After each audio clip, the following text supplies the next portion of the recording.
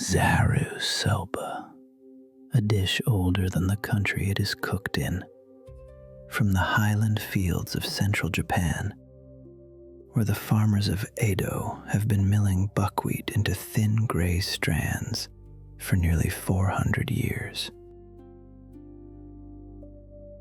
Tonight, by candlelight, we make Zaru Soba, the chilled buckwheat noodle that became the signature of Edo period Tokyo.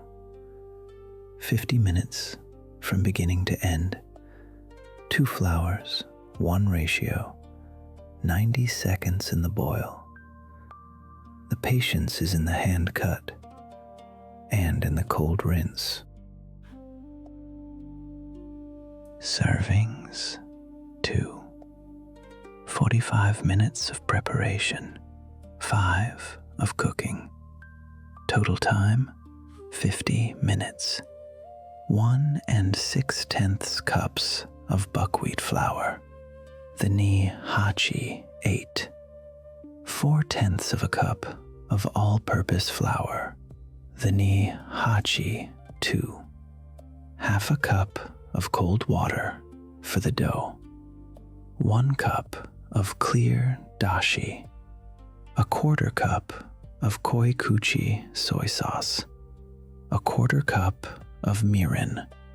4 ounces of daikon radish. 2 scallions thinly sliced. And 1 teaspoon of fresh wasabi. Sift the 2 flours into a wide bowl. 8 parts buckwheat, 2 parts wheat. Add the cold water in a slow thread, mixing only with the tips of your fingers, until the flour gathers itself into a crumbled, hesitant dough. Now press the dough against the side of the bowl and knead, not gently. Buckwheat has no gluten of its own and asks to be persuaded. Work the dough until it becomes a single, smooth ball, elastic, and without a single crack along the surface. Dust your board with flour. Roll the dough thin, thinner, until it is no thicker than the edge of a coin. Fold the sheet into thirds, and with a long, sharp knife, cut the noodles, slowly, 1.5 millimeters wide. Cut every strand the same. The noodle is a discipline, and it is the only discipline that matters. In a small pot, warm the mirin and the koikuchi soy sauce just to a simmer. Pour in the dashi. Lift the pot from the flame. The tsuyu, your dipping sauce, is finished in a single breath. Set it aside and let it cool, and then chill it until it is colder than the room. Bring a tall pot of water to a rolling boil. Drop the noodles in all at once and watch them. 90 seconds, no more, no less. Count them slowly under your breath. At 90, lift the noodles with a fine mesh net into a waiting bowl of ice water. Now the scrub. With both hands, rub the noodles together beneath the ice until the water turns cloudy with starch, and then clear again. Drain them one final time on the bamboo zaru. Grate the daikon. Slice the scallion paper thin.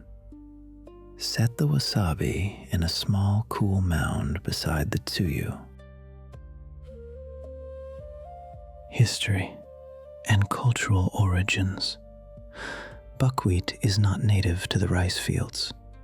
It is a highland grain that came down out of the mountains in the 8th century and took root in the thin, cold soils where rice would not grow. For 1,000 years, it was a poor man's crop, the food of the cold, the high, and the forgotten. The noodle itself was born in the Edo period in the early 1700s, when the city of Tokyo, then called Edo, was the largest city on earth. Soba shops opened by the thousand. Each had its own ratio, but the one that endured was ni-hachi, 2 and 8, 20 parts wheat, 80 parts buckwheat, the numbers of a discipline. Before the year 1650, no one ate soba cold. The noodles were always served hot, in broth, like everything else. But the merchants of Edo worked through the summer heat, and someone, on a humid August afternoon, set the noodles on a bamboo screen and ate them chilled. The dish you are making tonight is that small act of defiance. In Japan, Zaru Soba is eaten on the hottest day of summer, at the end of a long shift, in the cool hour before sleep, and on the last day of the year. The final bowl of soba on New Year's Eve is called toshikoshi, the year-crossing noodle. Long strands for a long life, eaten quietly, without ceremony. And so the bamboo zaru arrives at the table. The tsuyu in its small black cup, the daikon, the scallion, the wasabi, each in its own dish. Lift a few strands with your chopsticks. Dip only the bottom third and eat them quickly before the cold leaves them. When the noodles are gone, pour the sobayu, the warm cooking water, into the leftover tsuyu and drink it slowly. It is the quiet end of the meal. Zaru Soba is the rarest kind of recipe, one that has survived 4 centuries of war, famine, and reinvention.